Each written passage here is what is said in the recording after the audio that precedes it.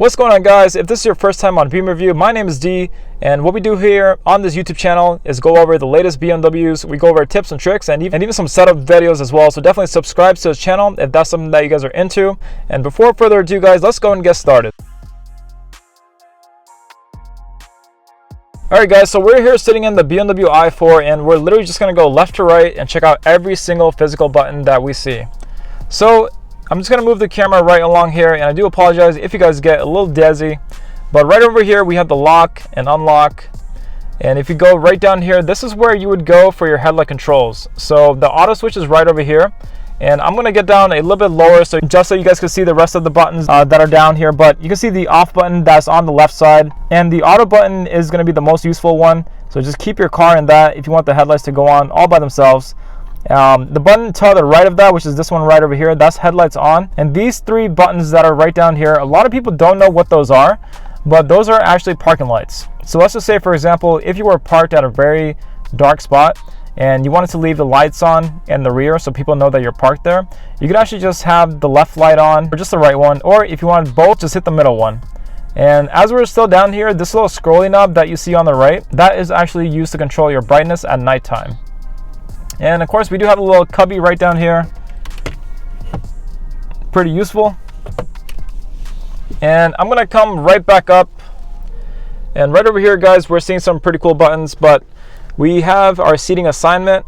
Before you guys set up your seating assignment, make sure you guys set up your driver profile first. So then whatever seating assignments you have saved, then it'll save to your profile. So definitely set up the profile first before you go ahead and go into this. But say, for example, if you had your seating all set and you're ready to program it, you're going to hit set and then you're going to hit 1. And then you would hear a beep, and that's how you would know that it's all set. All right, guys, going right over here, some pretty straightforward stuff. But this is to fold in the mirrors. So watch this. So that button is pretty useful if you're parked in the city and you don't want no one to hit your mirror. This little blank button right here, there's no picture on it, but this is the selector switch for whichever side mirror that you want to adjust. So left for the left mirror, right for the right.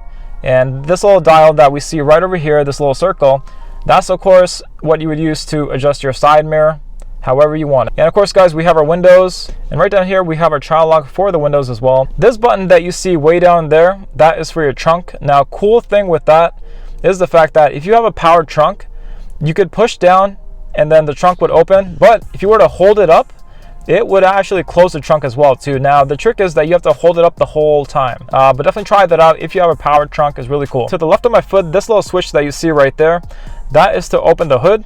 And the trick with that is that you would see it right on the handle, but you have to pull back on that twice. So you would go 1, 2. That's how you would open the hood.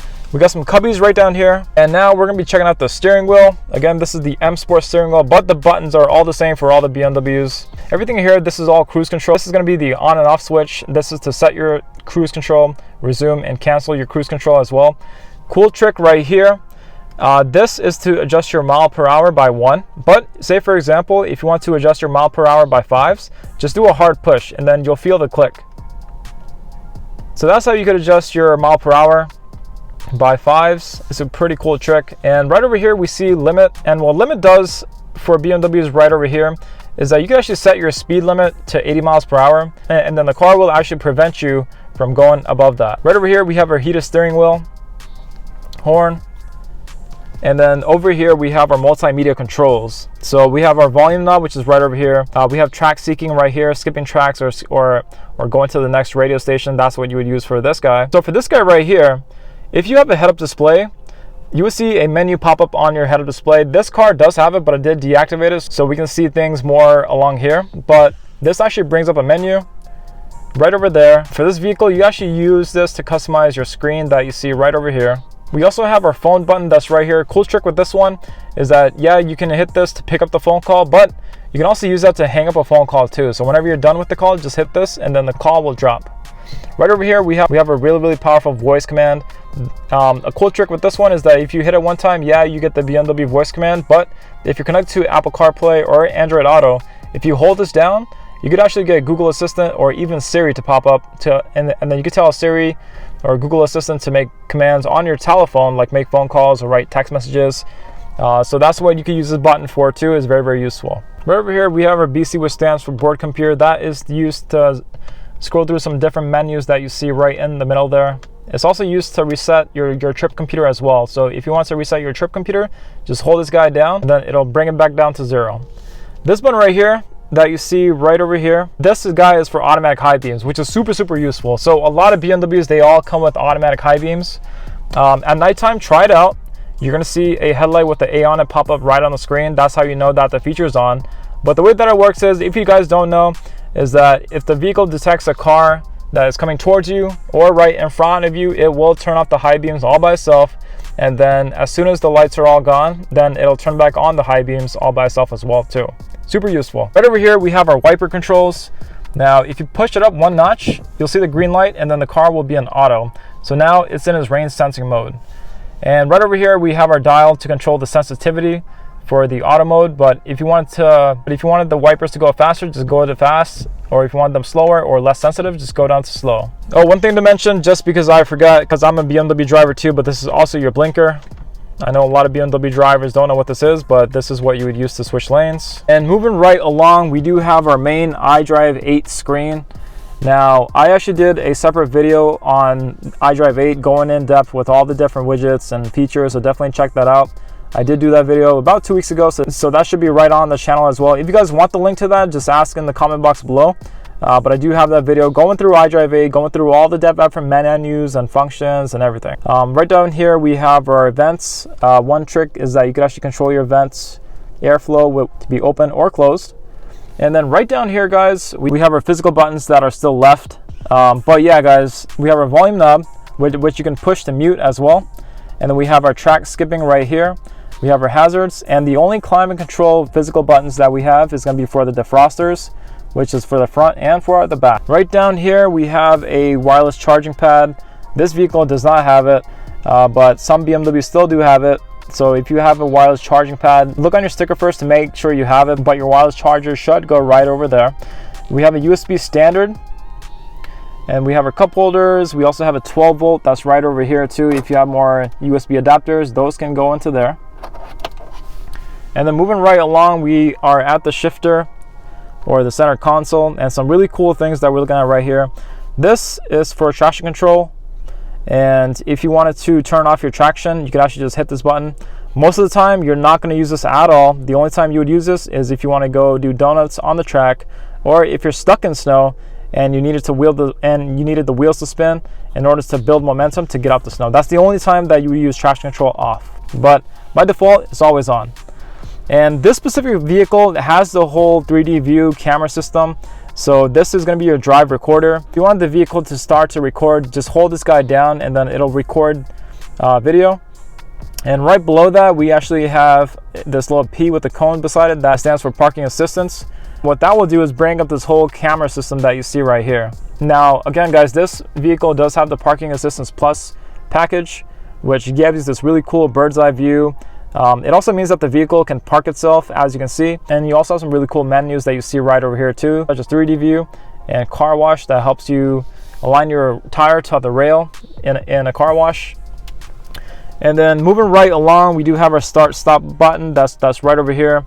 We have our different drive modes right over here. Comfort is going to be your standard drive mode, but if you wanted to have some more fun, or if you're running late for work, just go into sport.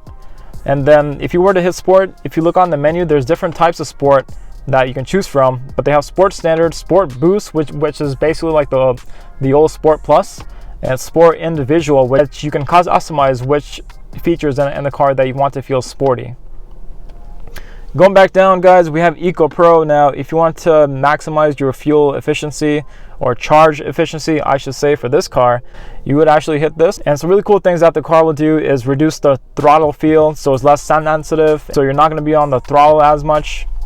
It'll also regulate how fast the fans are blowing within the car too, and so that will actually help you save more charge or more fuel. So that's what Eco Pro does. It's super useful if you're going to go on a long trip, or the only time that I really see myself using it is if I'm running really low on gas and I'm just trying to get to the nearest gas station. Auto H is really cool. A lot of BMWs have this, but a lot of people don't know what this does. So I just turned this on. The way that you know it's on is that you see a green light right over here. But now Auto H stands for auto hold, which is the same thing as a brake holder. Now, if this guy was on, but if you're driving your vehicle and then you came to a full stop, you can actually take your foot off the brake and then the car will still stay in place. And then if you want the car to go again, you just hit the gas or throttle and then the vehicle will begin to go again. It's super useful if you were stuck in stop and go traffic, or if you were just going through the city where you might encounter a lot of red lights. The only time I really use this is whenever I'm going through a Starbucks drive-thru. And moving right along here, we do have our parking brake.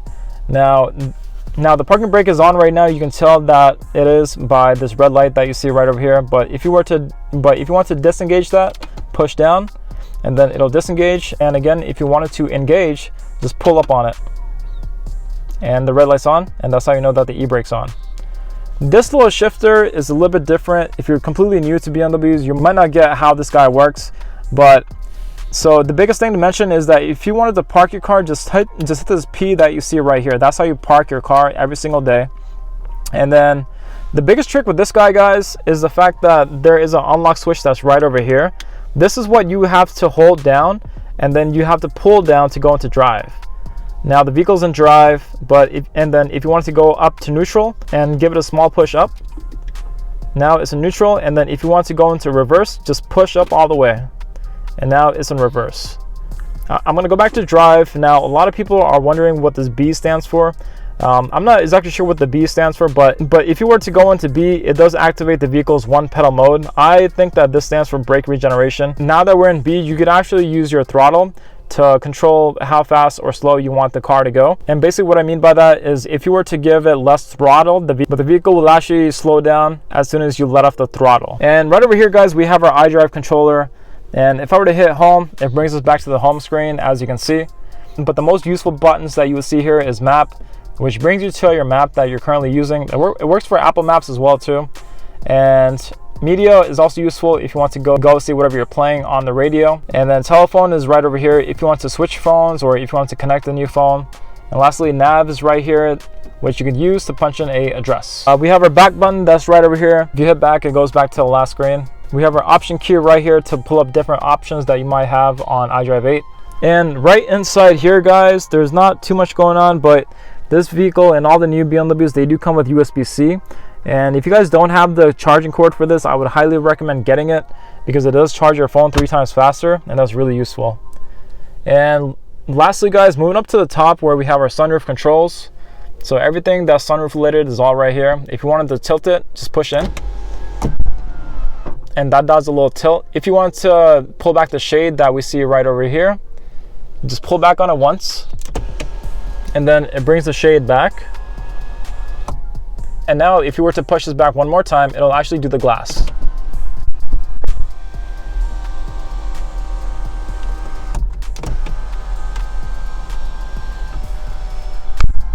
But yeah, guys, if you want to close the glass, just push forward, and I already did that. But if I want to close the shade, just push forward again.